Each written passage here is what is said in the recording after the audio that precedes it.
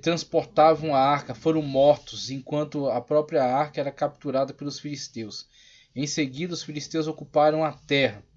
Após esse feito, as guarnições dos filisteus foram instaladas em pontos estratégicos. Além disso, para impedir a fabricação de armas e proteger seu próprio monopólio do ferro, os filisteus privaram Israel de toda a indústria do metal que ele possuía, fazendo com que Israel dependesse totalmente dos filisteus para qualquer serviço.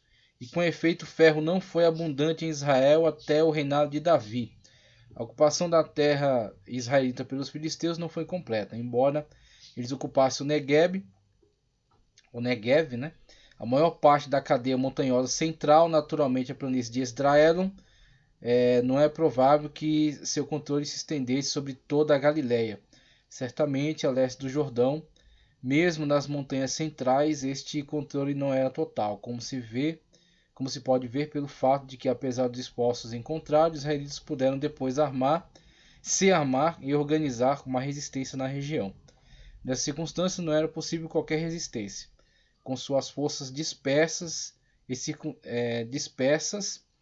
e desarmadas, e o seu santuário central destruído, e os seus sacerdotes mortos ou dispersos, a confederação tribal estava completamente vulnerável. Apesar dos filisteus terem devolvido a arca aos israelitas, devido ao terror inspirado pela praga, provavelmente os filisteus ainda tenham mantido a supremacia e a sua supervisão no território israelita. A arca ficou deixada em Kiriat Jearim durante 20 anos. A antiga ordem havia ruído e nunca mais voltaria ao que fora. A eleição de Saul como rei de Israel. Você tem aqui o finalzinho, né? A grande opressão dos filisteus sobre as tribos de Israel. Essa situação na qual essa confederação de tribos não consegue oferecer uma resistência eficaz. E aí você tem então a eleição de Saul como rei de Israel, conforme indicado aqui, página 16. Tá? Então a gente está observando já essa situação, já falando acerca desses desafios. A gente viu só um texto aqui que deixou muito claro, né, a situação de fracasso, né, quando fica muito claro aí o fracasso total dessa antiga organização. Deixa eu só compartilhar com vocês aqui mais uma leitura que fica aqui no livro História de Israel no Antigo Testamento. História de Israel no Antigo Testamento de Eugene H. Merrill, tá? Eugene H. Merrill. História de Israel no Antigo Testamento, o primeiro desafio de Saul, página 208. Olha só o que nos diz. A pompa da cerimônia não foi capaz de eclipsar os acontecimentos subsequentes. Quais? Aqueles que eu acabei de ler. A situação na qual os filisteus, de fato, partiram para uma invasão do território de Israel, conseguiram essa incursão importante.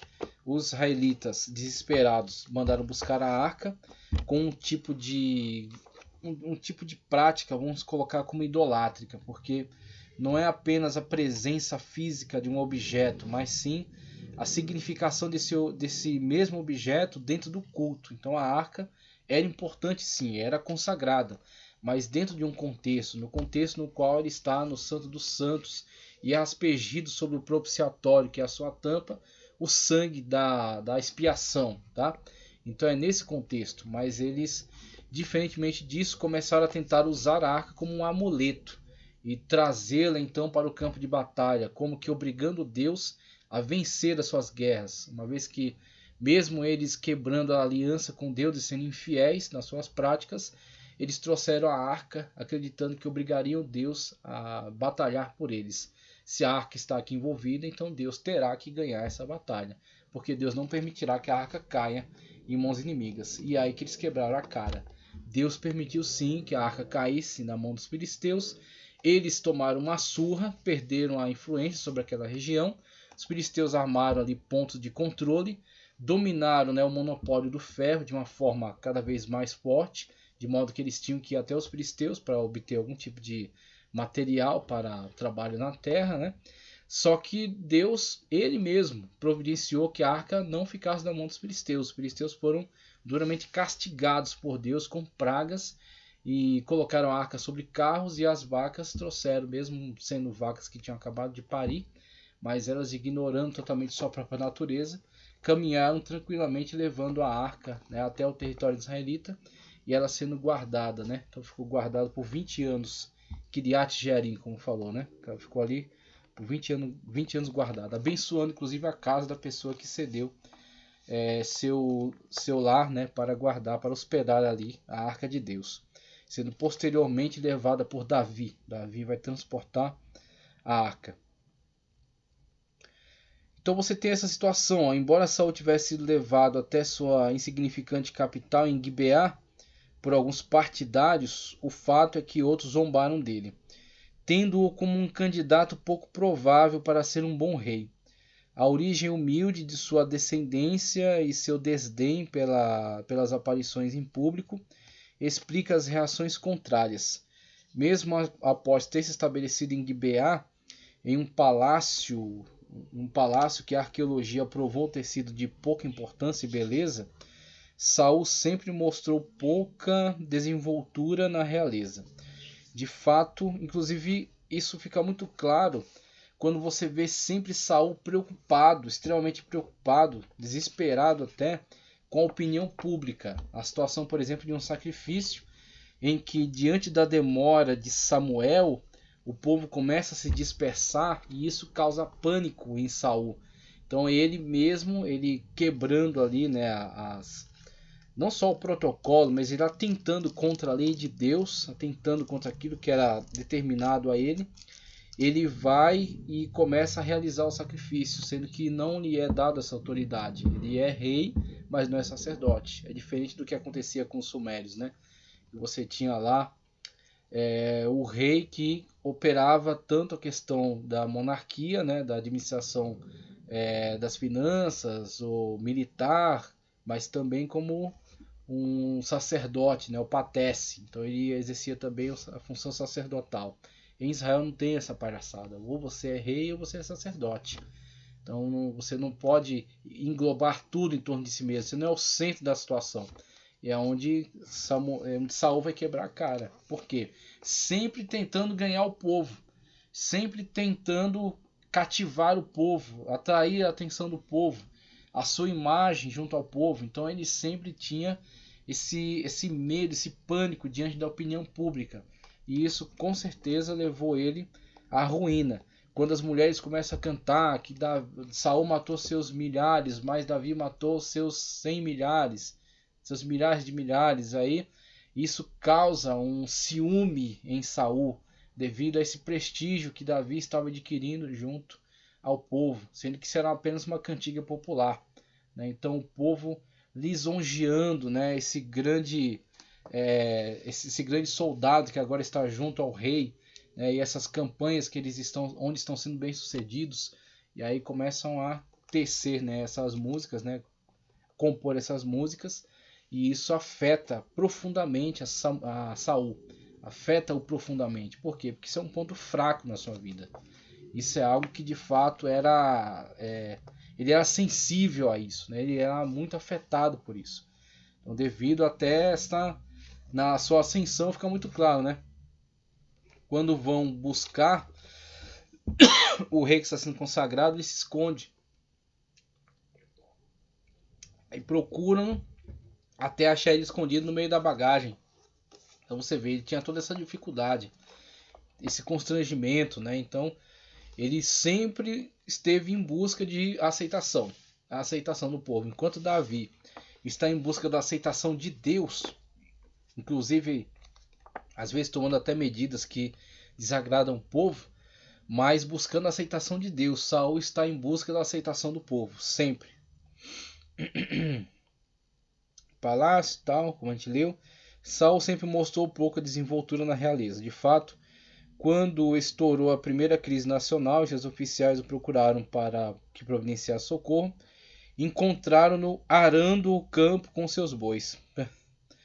Tudo isso estava em sintonia com a transição natural da época dos juízes para a monarquia, pois, além de não expressar qualquer ambição política em si mesmo, Saul tinha sido constituído rei sobre o povo cujo interesse mais urgente não era a formação de um imperialismo esplendoroso e elegante, mas uma expressão tangível de solidariedade para com os interesses comuns da nação.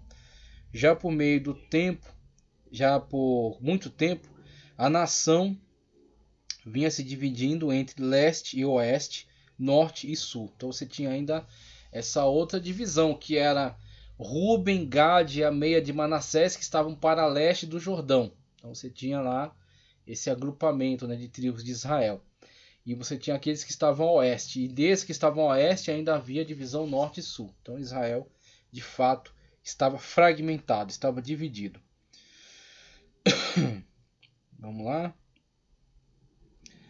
Já por muito tempo a nação vinha se dividindo entre leste e oeste, norte e sul, permitindo que suas fronteiras fossem alvo de agressão exterior e de desintegração interior. Ora, mesmo sem considerar o aspecto primitivo do reinado de Saul, é preciso compreender que ele representava a esperança de sobrevivência para Israel. Essa esperança foi colocada à prova quase imediatamente na forma de um cerco à cidade de Jabes de Gileade, como mencionei na aula passada, por Naás, rei de Amon. Desde que os amonitas haviam sido esmagados por Jefté, um dos juízes.